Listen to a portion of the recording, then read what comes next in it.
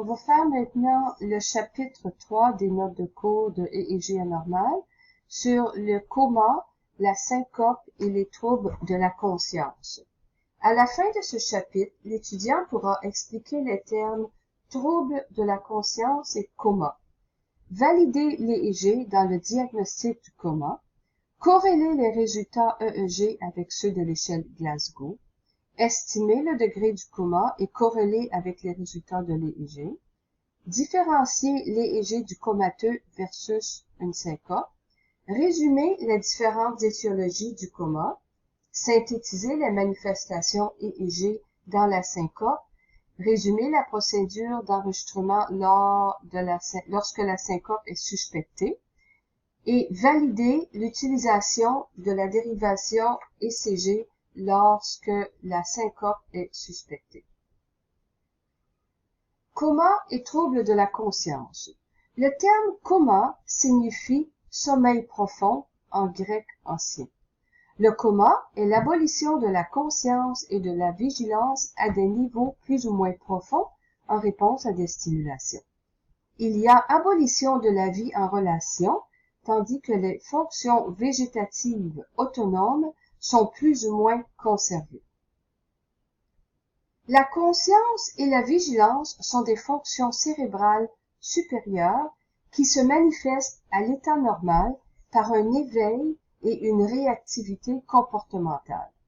Ces fonctions sont assurées par la formation réticulée activatrice ascendante qui reçoit des stimuli sensitifs et moteurs. Ces stimuli sont ensuite acheminés vers le cortex via le thalamus. Le coma est consécutif à une lésion focale, par exemple une compression ou destruction du parenchyme cérébral. Les troubles de la conscience peuvent être plus ou moins profonds, brefs ou prolongés, résultant des causes intracrâniennes ou métaboliques. Pour évaluer le degré de conscience, le médecin utilise l'échelle de Glasgow. Vous regarderez dans vos notes de cours à la page 34, il y a un lien YouTube que vous devez visionner pour comprendre comment évaluer le degré de conscience avec l'échelle de Glasgow. Vous avez un tableau ici. L'échelle de Glasgow, c'est un test tout simple fait qui est destiné donc à évaluer le niveau de conscience. Ça va avec un score. Il y a trois classes de réponses. Okay, on a la réponse à l'ouverture des yeux, la réponse verbale et la réponse motrice. Quand on demande au patient d'ouvrir les yeux, il y a 3 échelles de réponse. Une réponse spontanée nous donne un score de 4. Une réponse à la commande, un score de 3. Une réponse d'ouverture des yeux, par exemple, à la douleur, une réponse de 2. Pas d'ouverture des yeux, c'est 1. Pour la réponse verbale, en lui posant une question, si la réponse est orientée, le score est de 5. Si la réponse verbale est confuse, on a un 4. Complètement inapproprié, c'est 3. Incompréhensible, c'est 2. Et aucune réponse, c'est 1. Ensuite, on passe aux troisième réponse, qui sont les réponses motrices. Donc, une réponse motrice à la commande, disons, on demande au patient de faire un geste, le geste est approprié, c'est un score de 6. Alors, une personne qui obtient un score, le plus haut score, c'est de 15, ok? L'ouverture des yeux spontanée 4, la réponse verbale 5 et une réponse motrice à la commande 6, ce qui nous donne un total de 15, donc la personne est normale. Par après, tout dépendant du score obtenu, selon le type de réponse, eh bien, on pourra voir à disons, la gravité du coma. Hein? Puis on va continuer ici la réponse motrice. Par exemple, une réponse motrice à la douleur, on a un 5. Une réponse motrice, le patient va retirer son bras ou sa jambe, c'est un 4. Une décortication, c'est un 3. Une décérébration, donc il y a plus de réponse, et puis c'est montré dans la vidéo, les membres sont comme tournés, là, c'est assez caractéristique, c'est un 2, et puis aucune réponse, c'est 1. Donc, un score de Glasgow de 3, hein, donc ce serait le plus bas, le pronostic, c'est sûr qu'il sera pas très bon. Léger contribue à évaluer la gravité du coma depuis son stage initial, son évolution et son traitement. De plus, il servira à confirmer ou infirmer le diagnostic suivant: le locked-in syndrome, le coma hystérique, pseudocoma ou autre problème. Il existe plusieurs classifications de coma. Pendant longtemps, on en a décrit 4 stades de coma. On a le stade 1, ou coma vigile. C'est le stade de l'omnubilation. Le patient est capable de répondre à des stimuli douloureux tels que des pincements en repoussant par exemple la main du médecin. Puis il va communiquer de façon très simple par des grognements. On a le coma stade 2. Coma proprement dit, c'est le stade de la disparition de la capacité d'éveil du sujet. La réaction aux stimuli douloureux peut encore être présente, mais elle n'est pas appropriée et la communication avec le malade n'est pas possible. Le coma stade 3 ou coma carus, c'est le coma profond. Il n'y a aucune réaction aux stimuli douloureux, la réactivité est abolie. Des troubles végétatifs peuvent apparaître à ce stade. Au stade 4 ou coma dépassé, qui n'est en fait pas un coma, mais un état de mort cérébrale, dans lequel les autres fonctions vitales comme la respiration, la circulation sont maintenues par des moyens artificiels. Hein, la respiration, le patient va être sur respirateur. Circulation, le cœur va avoir été parti avec le défibrillateur. Il y a perte totale de l'état de conscience et de toute activité spontanée. Absence de réflexe de tous les nerfs crâniens. Il y a des réflexes qui peuvent persister au niveau médulaire, mais ce ne sont plus des réflexes là, comme disons au niveau des nerfs crâniens. Le cerveau là, c'est un tracé isoélectrique. Absence totale de mouvement respiratoire spontané, un EEG plat ou isoélectrique, mydriase bilatérale, absence totale de réaction à la douleur pour une période de plus de 24 heures. Ici, on a des mots de vocabulaire: omnibulation, donc est une réduction du niveau de vigilance, hypersonie, c'est un sommeil anormalement long et profond, duquel le sujet peut être tiré par une stimulation électrique. Confusion mentale, le sujet peut être tiré, oui c'est ça, par une stimulation électrique. Confusion mentale, état confusionnel aigu, patient a une perception confuse du monde extérieur, une pensée incohérente, des propos décousus, etc. Délire aigu ou bouffée délirante, diminution de la vigilance et troubles importants de la perception. Les hallucinations visuelles sont fréquentes. Chez l'alcoolique, on parle de délirium tremens. Okay? C'est il voit des éléphants roses voler, là, des choses comme ça. Ça peut être des choses d'horreur, là, des rats qui se promènent. C'est vraiment là, des hallucinations. Le délire aigu, le bouffée délirante ou délirium tremens. La stupeur, activité physique et durant la stupeur, l'activité physique et psychique est très réduite. Patient répond aux excitations extérieures fortes et répétées en ouvrant les yeux, mais ne semble pas comprendre ce qu'on lui dit. Les causes du coma sont variées. On peut avoir, il y en a une liste ici, là. Coma post-traumatique, à la suite d'un traumatisme. Hypoxémique, manque d'air. Hémorragique, hémorragie cérébrale. Ramollissement cérébral. Ischémie cérébrale. Embolie cérébrale. Tumeur. Abcès. Hématome intra- ou extradural. Coma post-épileptique. Encéphalopathie. Hypoglycémie. Méningite tuberculeuse. Alcoolisme. Diabète. Intoxication à l'oxyde de carbone ou aux opiacés, intoxication au bromure, coma hystérique et bien d'autres, et puis le locked-in syndrome. Sur la page 36, vous avez 5 types d'ondes. Si vous vous souvenez bien, on avait vu, je crois que c'est dans le chapitre sur les AVC ou les traumatismes crâniens, les dysfonctions, dysfonction grade 1, 2, 3, 4, 5. Donc, si vous regardez les graphiques de la page, là, le premier, le grade 1, c'est un état pré-omnubilation. D'accord? Le patient il est en sommeil, il répond quand même à des stimuli. Okay?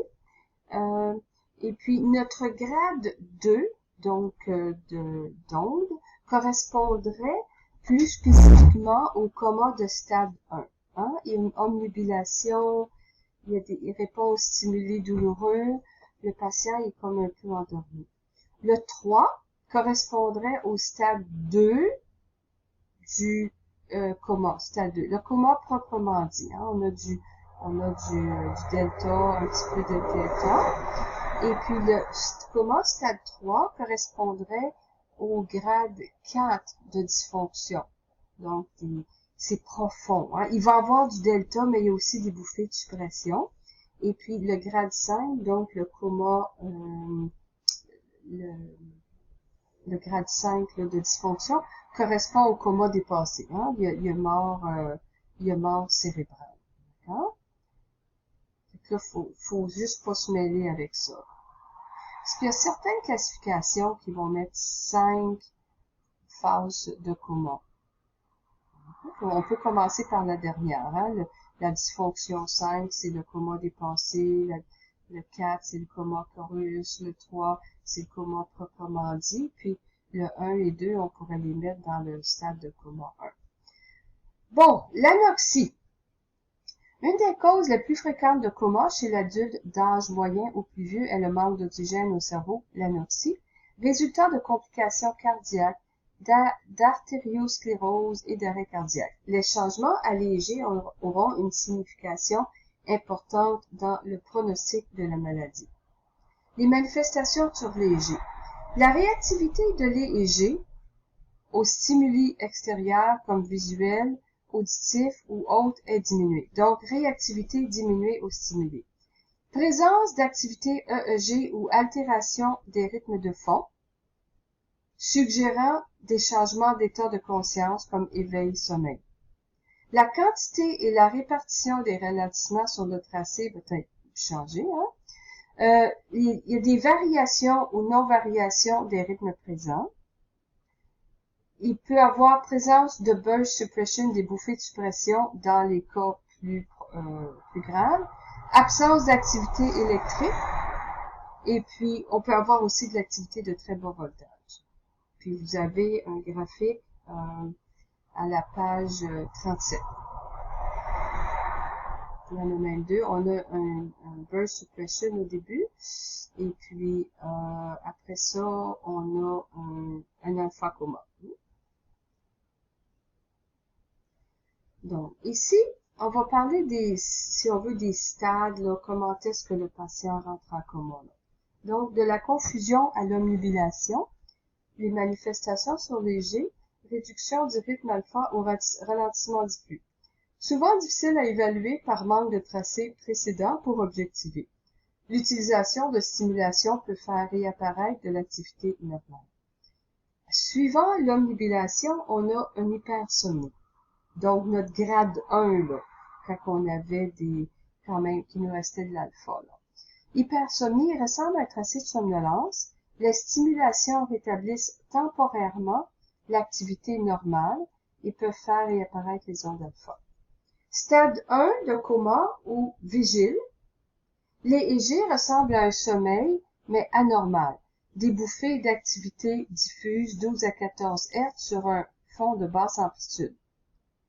En sommeil normal, l'activité 12-14 est en région rolandique et puis elle correspond au fuseau de sommeil.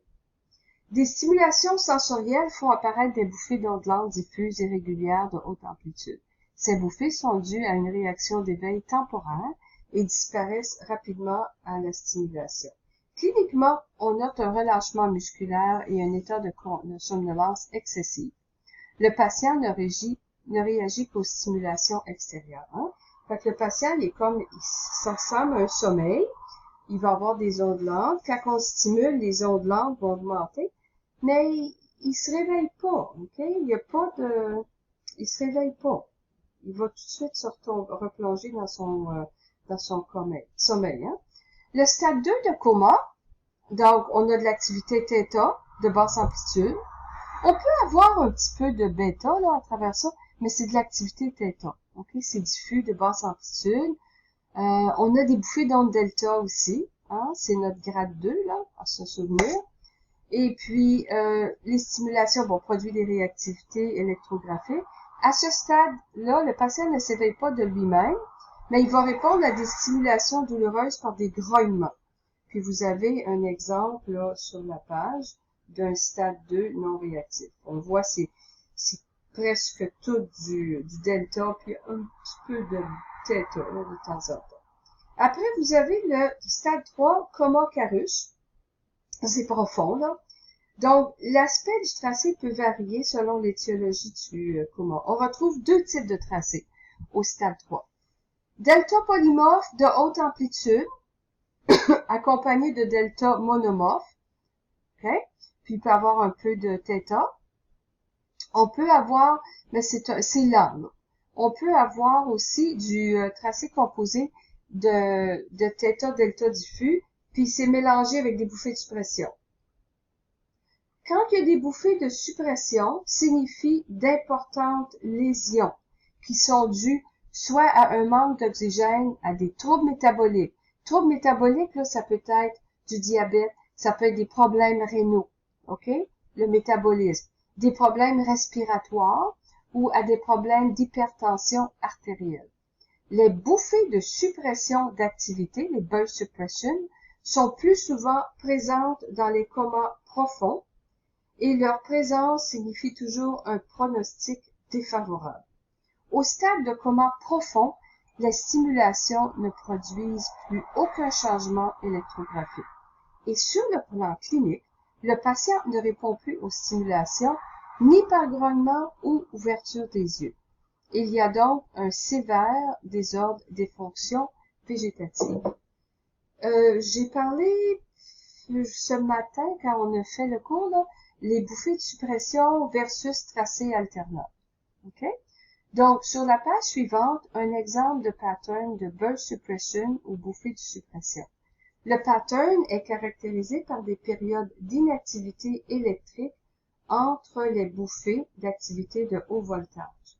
La différence entre le pattern de bouffée de suppression et le tracé alternant du prématuré, bien qu'ils se ressemblent, est qu'il y a une réactivité aux stimuli dans le tracé alternant, mais aucune réaction dans le pattern de bouffée de suppression.